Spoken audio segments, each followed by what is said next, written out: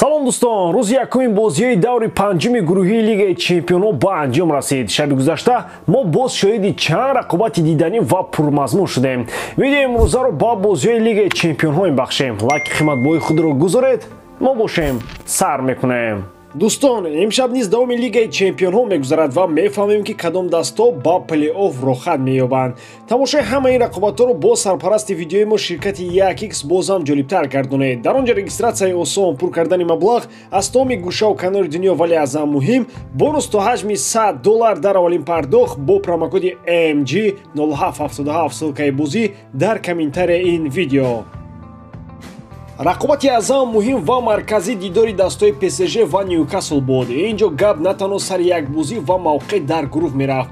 Ҳамчунин ПСЖ бояд қасос мегирифт. Бохт дар Англия барои парижиҳо дарди сахт буд.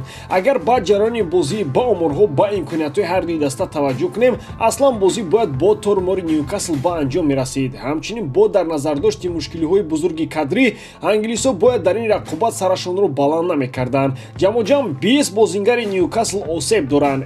Хав маҷбур шуд ки се футболбози наврасро аз академия ҳамроҳи худ ба Париж барад то рӯйхат пур шавад. Вале футбол барои ҳамин зебо аст, он пешгӯӣ нашаванда мебошад. Аввалин жуда дар ин дидор Ньюкасл гол зад. Александр Исак ҳисобро кушод. Ӯ пас аз Алан Ширер аввалин футболбози Ньюкасл шуд ки дар сафар дар бозии Лигаи Чемпионҳо гол зад. Баъди гол прессинги хоси дастаи англисӣ дида намешуд. Дар қисми дуввум ки Ньюкасл пурра ба хати дифоъ таваҷҷӯҳ кард, ПСЖ имконияти хеле зиёди голзанӣ ба миён овард. Дембеле фурсати беҳтаринро истифода накард. Чанд лаҳзаи 100% голзаниро Ник Пол бартараф намуд. Дар забони Ньюкасл воқеан беҳтарин буд. Мбаппе аз пеналти ҳисобро баробар кард, аммо кори ПСЖ на он қадар хуб мебошад. Дар гурӯҳ айни замон парижиҳо дар зинаи дуюм қарор доранд. Масъалаи баромадану набаромадан аз гурӯҳ дар даври охир маълум мешавад.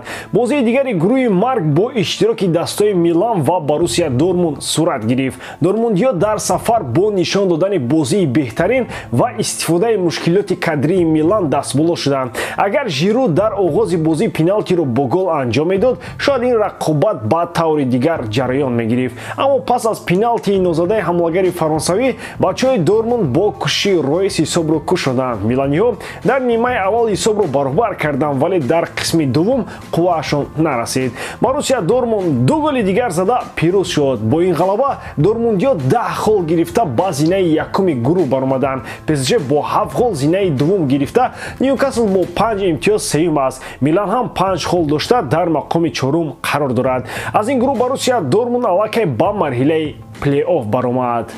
Дар гурӯҳи Е Латсио дар майдони худ бо ҳисоби 2-0 Селтикро шикаст дод. Ҳарчанд кори сари ва дасташ дар серияи А то рафт бад шудан мегирад, дар Лигаи Қаҳрамонҳо дасташ имконияти худро истифода бурд. Дар бозии дигари ин гурӯҳ Атлетико дар сафар Фейнордро шикаст дод. Шогирдони Симеоне дар бозии садуми ӯ дар Лигаи Чемпионҳо ба мураббии худ тӯҳфа карданд. Аз ин гурӯҳ Атлетико ва Латсио ба плей-офф баромаданд. Ягона суол барои даври охирини гурӯҳи он мондааст ки кадом даста бо зинаи якум ва кадом тавассути зинаи дуввум мебарояд. Дар гурӯҳи Ҷ мо шоҳиди камбек шудем. Манчестер Сити бар зидди Лейпциг бозӣ дошт. Бозингарони кишвари Олмон бозиро бо ҷуръатона оғоз карда сараввал ба задани 2 гол даст ёфтанд. Опенда аз сафи Лейпциг 2 гол дар қисми аввал зад.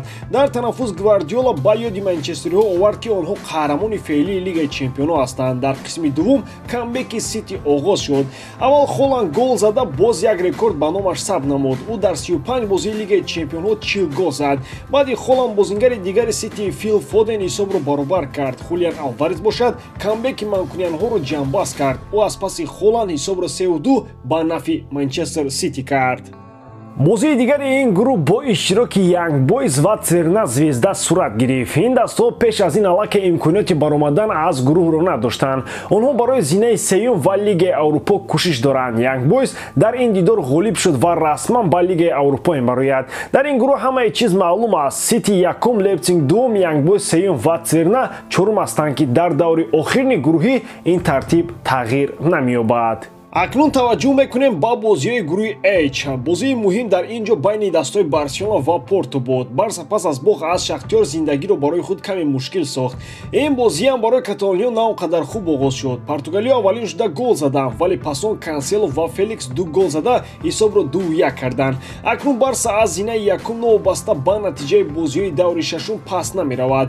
Таҳлили пурраи ин бозиро дар канали Барса TV тамошо карда метавонед. Бозии дигари ин гурӯҳ байни дастҳои Шахтёр ва Антверпен сурат гирифт. Бозингарони украинӣ дар ин рақобат ҳам дастболо шуданд. Матвиенко ягона голи ин дидорро ба сама расонда Шахтёр то охир ҳисобро нигоҳ дошт.